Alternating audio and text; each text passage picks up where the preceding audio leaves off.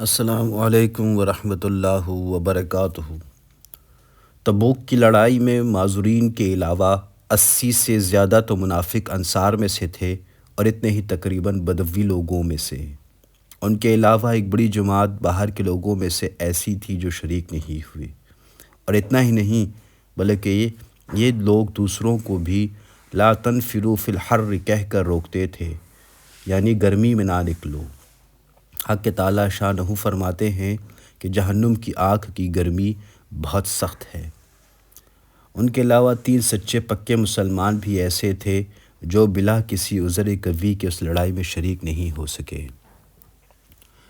مرارہ ابن ربیعہ رضی اللہ عنہ کا باغ خوب پل رہا تھا۔ ان کو خیال ہوا کہ اگر وہ چلے گئے تو یہ سب ضائع ہو جائے گا۔ ہمیشہ وہ لڑائیوں میں شریک ہوتے ہی رہے ہیں، اگر اس مرتبہ رہ گئے تو کیا مذائقہ ہے، اس لیے ٹھہر گئے۔ مگر جب تنبہ ہوا تو چونکہ باغ ہی اس کا سبب ہوا تھا، اس لیے سب کو اللہ کے راستے میں صدقہ کر دیا۔ ہلال رضی اللہ عنہ کے اہل و اعزہ جو کہیں گئے ہوئے تھے، اتفاق سے اس موقع پر سب جمع ہو گئے۔ ان کو بھی یہی خیال ہوا کہ ہمیشہ شرکت کرتے ہی رہتے ہیں، اگر اس موقع پر نہ جائیں تو کیا حرج ہے، اس لیے ٹھہر گئے۔ مگر تنبہ ہونے پر سب سے تعلقات منقطع کر لینے کا ارادہ کیا کہ یہ تعلقات ہی اس لڑائی میں شرکت نہ کر سکنے کا سبب ہوئے۔ حضرت کعب رضی اللہ عنہ فرماتے ہیں کہ وہ تبوک سے پہلے کسی لڑائی میں بھی اتنا قوی و مالدار نہیں تھے جتنا کہ تبوک کے وقت تھے۔ اس وقت ان کے پاس خود اپنی ذاتی 2 اونٹنیاں تھیں۔ اس سے پہلے کبھی بھی 2 اونٹنیاں ان کے پاس ہونے کی نوبت نہیں آئی۔ حضور اکرم محمد صلی اللہ علیہ وسلم کی ہمیشہ عادت شریفہ یہ تھی کہ جس طرف لڑائی کا ارادہ ہوتا تھا اس کا اظہار نہیں ہوتا تھا، بلکہ دوسری جانب کے احوال دریافت کرتے تھے۔ مگر اس لڑائی میں چونکہ گرمی بھی شدید تھی اور سفر بھی دور کا تھا، ان کے علاوہ دشمنوں کی بھی بہت بڑی جماعت تھی، اس لیے صاف اعلان فرما دیا تھا تاکہ لوگ تیاری کر لیں۔ چنانچہ مسلمانوں کی اتنی بڑی جماعت حضور محمد صلی اللہ علیہ وسلم کے ساتھ ہو گئی کہ کتابچے میں ان کا نام بھی لکھنا دشوار تھا، اور مجمع کی کثرت کی وجہ سے کوئی شخص اگر چھپنا چاہتا کہ وہ نہ جائے، نہ پتہ چلے تو دشوار نہ تھا۔ اس کے ساتھ ہی پھل بالکل پک رہے تھے۔ کعب رضی اللہ عنہ بھی سامان سفر کی تیاری کا صبح سے ارادہ کرتے، مگر شام ہو جاتی اور کسی قسم کی تیاری کی نوبت نہ آتی۔ لیکن کعب رضی اللہ عنہ اپنے دل میں خیال کرتے رہے کہ انہیں وسعت حاصل ہے، جب ارادہ پختہ کریں گے فوراً ہو جائے گا۔ حتیٰ کہ حضور اقدس محمد صلی اللہ علیہ وسلم ربی روانہ ہو گئے اور مسلمان آپ صلی اللہ علیہ وسلم کے ساتھ ساتھ، مگر کعب رضی اللہ عنہ کا سامان سفر تیار نہ ہوا۔ پھر بھی یہی خیال رہا کہ 1-2 روز میں تیار کر کے جا ملیں گے۔ اسی طرح آج کل پر ٹلتا رہا، حتیٰ کہ حضور محمد صلی اللہ علیہ وسلم کے وہاں پہنچنے کا زمانہ تقریباً قریب آ گیا۔ اس وقت کعب رضی اللہ عنہ نے کوشش بھی کی مگر سامان نہ ہو سکا۔ اب کعب رضی اللہ عنہ جب مدینہ طیبہ میں ادھر ادھر دیکھتے ہیں تو صرف وہی لوگ ملتے ہیں جن کے اوپر نفاق کا بدنما داغ لگا ہوا تھا یا وہ معذور تھے، اور حضور محمد صلی اللہ علیہ وسلم نے بھی تبوک پہنچ کر دریافت فرمایا کہ کعب رضی اللہ عنہ نظر نہیں آتے، کیا بات ہوئی؟ ایک صاحب نے کہا کہ یا رسول اللہ صلی اللہ علیہ وسلم، اس کو اپنے مال و جمال کی اکڑ نے روکا۔ حضرت معاذ رضی اللہ عنہ نے فرمایا کہ غلط کہا، ہم جہاں تک سمجھتے ہیں وہ بھلا آدمی ہے۔ مگر حضور اقدس محمد صلی اللہ علیہ وسلم نے سکوت فرمایا اور کچھ نہیں بولے، حتیٰ کہ چند روز میں کعب رضی اللہ عنہ نے واپسی کی خبر سنی تو آپ کو رنج و غم سوار ہوا اور بڑی فکر ہوئی۔ دل میں جھوٹے عذر آتے تھے کہ اس وقت کسی فرضی عذر سے حضور صلی اللہ علیہ وسلم کے غصے سے جان بچا لوں، پھر کسی وقت معافی کی درخواست کر لیں گے، اور اس بارے میں اپنے گھرانے کے ہر سمجھدار سے مشورہ کرتے رہے۔ مگر جب کعب رضی اللہ عنہ کو معلوم ہو گیا کہ حضور محمد صلی اللہ علیہ وسلم تشریف لے آئے ہیں تو کعب رضی اللہ عنہ کے دل نے فیصلہ کیا کہ بغیر سچ کے کوئی چیز نجات نہ دے گی، اور کعب رضی اللہ عنہ نے سچ عرض کرنے کی ٹھان ہی لی۔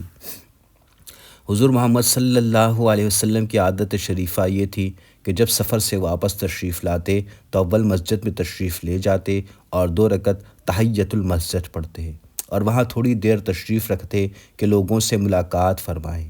چنانچہ حسب معمول حضور محمد صلی اللہ علیہ وسلم تشریف فرما رہے اور منافق لوگ آ کر جھوٹے عذر کرتے اور قسمیں کھاتے رہے۔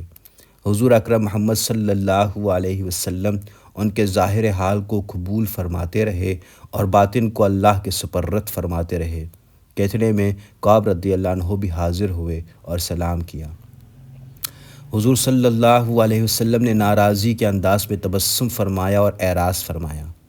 کعب رضی اللہ عنہ نے عرض کیا کہ یا نبی اللہ صلی اللہ علیہ وسلم، آپ صلی اللہ علیہ وسلم نے اعراض فرما لیا۔ کعب رضی اللہ عنہ خدا کی قسم نہ تو منافق ہے نہ اسے ایمان میں کچھ تردد ہے۔ ارشاد فرمایا کہ یہاں آ اور قریب ہو کر بیٹھ گئے۔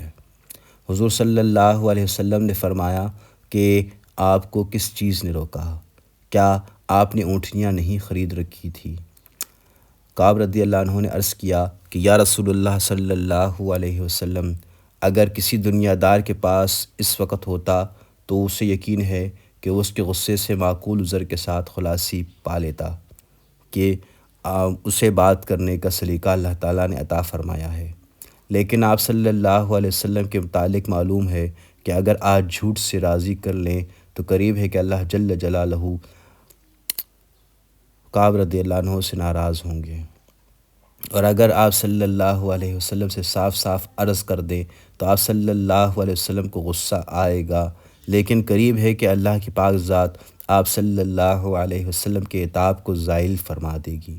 اس لیے سچ عرض کرتا ہوں کہ واللہ کوئی عذر نہیں تھا، اور جیسا فارغ اور وسعت والا کعب رضی اللہ عنہ اس عہد میں تھا، کسی عہد میں زمانے میں اس سے پہلے نہیں ہوا۔ حضور محمد صلی اللہ علیہ وسلم نے ارشاد فرمایا کہ اس نے سچ کہا۔ پھر فرمایا کہ اچھا اٹھ جاؤ، تمہارا فیصلہ حق تعالی شانہ فرمائیں گے۔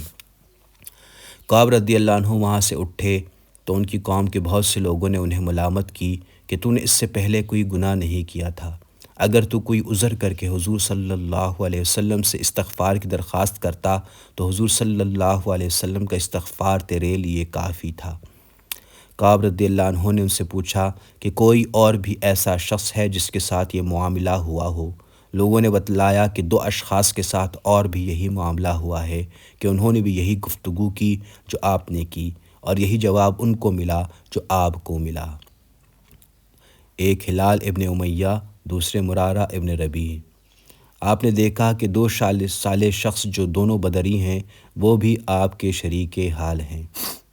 حضور اقدس بدری وہ لوگ کہلاتے ہیں جو بدر کی لڑائی میں شریک ہوئے۔ ان کی بزرگی اور بڑائی مسلم ہے، احادیث میں بھی ان کی فضیلت آئی ہے، کتنی حدیثوں میں ان کی مغفرت اور اللہ تعالیٰ کی ان سے خوش ہونے کی بشارتیں آئی ہیں۔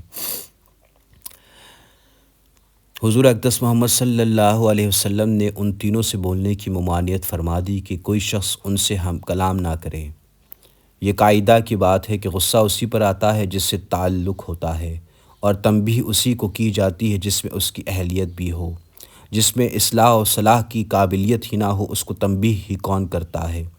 کعب رضی اللہ عنہ کہتے ہیں کہ حضور صلی اللہ علیہ وسلم کی ممانعت پر لوگوں نے ان سے بولنا چھوڑ دیا اور ان سے اجتناب کرنے لگے، اور گویا دنیا ہی بدل گئی، حتیٰ کہ زمین باوجود اپنی وسعت کے تنگ معلوم ہونے لگی، سارے لوگ اجنبی معلوم ہونے لگے، در و دیوار اوپر ہے بن گئے۔ سب سے زیادہ اس کی فکر تھی کہ اس حال مر گئے تو حضور صلی اللہ علیہ وسلم جنازے کی نماز بھی نہ پڑھیں گے، اور خدا نخواستہ حضور صلی اللہ علیہ وسلم کا وصال ہو گیا تو کعب رضی اللہ عنہ ہمیشہ ہمیشہ کے لیے ایسا ہی رہے گا، نہ اس سے کوئی کلام کرے گا، نہ آپ کی نماز جنازہ پڑھے گا، کہ حضور صلی اللہ علیہ وسلم کے ارشاد کے خلاف کون کر سکتا ہے۔ غرض ان لوگوں نے 50 دن اسی حال میں گزارے۔ ان کو دونوں ساتھی تو شروع ہی سے گھروں میں چھپ کر بیٹھ گئے تھے۔ کعب رضی اللہ عنہ سب میں قوی تھے، چلتے پھرتے، بازار میں جاتے، نماز میں شریک ہوتے، مگر ان سے بات کوئی نہ کرتا۔ حضور صلی اللہ علیہ وسلم کی مجلس میں حاضر ہو کر سلام کرتے اور بہت غور سے خیال کرتے کہ حضور صلی اللہ علیہ وسلم کے لب مبارک جواب کے لیے ہلے یا نہیں۔ نماز کے بعد حضور صلی اللہ علیہ وسلم کے قریب ہی کھڑے ہو کر نماز پوری کرتے اور آنکھ چڑھا کر دیکھتے کہ حضور صلی اللہ علیہ وسلم آپ کو دیکھتے بھی ہیں یا نہیں۔ جب کعب رضی اللہ عنہ نماز میں مشغول ہوتے تو حضور صلی اللہ علیہ وسلم آپ کو دیکھتے، اور جب آپ ادھر متوجہ ہوتے تو حضور صلی اللہ علیہ وسلم منہ پھیر لیتے اور کعب رضی اللہ عنہ کی جانب سے اعراض فرما لیتے۔ غرض یہی حالات گزرتے رہے اور مسلمانوں کا بادشید کرنا کعب رضی اللہ عنہ پر بہت ہی باری ہو گیا۔ تو آپ ابو قتادہ رضی اللہ عنہ کی دیوار پر چڑھے۔ وہ آپ کے رشتے کے چچا زاد بھائی بھی تھے اور آپ سے تعلقات بھی بہت ہی زیادہ تھے۔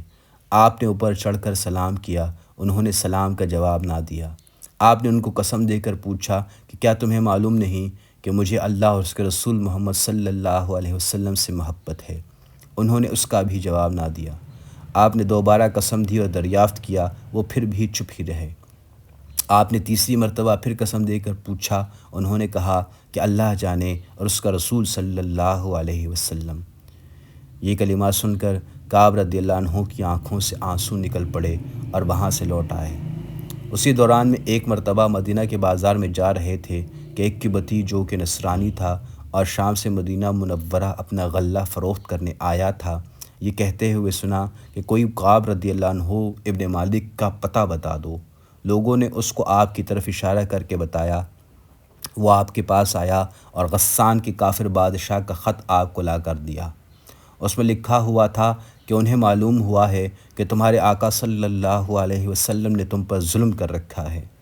تمہیں اللہ ذلت کی جگہ نہ رکھے اور نہ ضائع کرے۔ تم ان کے پاس آ جاؤ، وہ تمہاری مدد کریں گے۔ دنیا کا قاعدہ ہوتا ہے کہ کسی بڑے کی طرف سے اگر چھوٹوں کو تنبیہ ہوتی ہے تو ان کو بہکانے والے اور زیادہ کھونے کی کوشش کیا کرتے ہیں اور خیرخواہ بن کر اس قسم کے الفاظ سے اشتعال دلایا ہی کرتے ہیں۔ کعب رضی اللہ عنہ کہتے ہیں کہ آپ نے یہ خط پڑھ کر یہ افسوس ہوا کہ حالت یہاں تک پہنچ گئی ہے کہ کافر بھی آپ پر طمع کرنے لگے اور آپ کو اسلام تک سے ہٹانے کی تدبیریں ہونے لگی۔ یہ ایک اور مصیبت آئی اور اس خط کو لے کر جا کر آپ نے ایک تنور میں پھونک دیا اور حضور صلی اللہ علیہ وسلم سے جا کر عرض کیا کہ یا رسول اللہ صلی اللہ علیہ وسلم، آپ صلی اللہ علیہ وسلم کے اعراض کی وجہ سے اس کی یہ حالت ہو گئی ہے کہ کافر اس میں طمع کرنے لگے۔ اسی حالت میں 40 روز ان پر گزرے تھے کہ حضور صلی اللہ علیہ وسلم کا قاصد آپ کے پاس حضور صلی اللہ علیہ وسلم کا یہ ارشاد لے کر آیا کہ اپنی بیوی کو بھی چھوڑ دو۔ آپ نے دریافت کیا کہ کیا منشا ہے، اس کو طلاق دے دیں؟ کہا نہیں، بلکہ علیحدگی اختیار کر لو۔ اور ان کے دونوں ساتھیوں کے پاس بھی انہی قاصد کی معرفت یہی حکم پہنچا۔ آپ نے اپنی بیوی سے کعب رضی اللہ عنہ نے اپنی بیوی سے کہہ دیا کہ آپ اپنی میکے چلی جائیں، جب تک اللہ تعالیٰ اس امر کا فیصلہ فرمائے وہی رہنا۔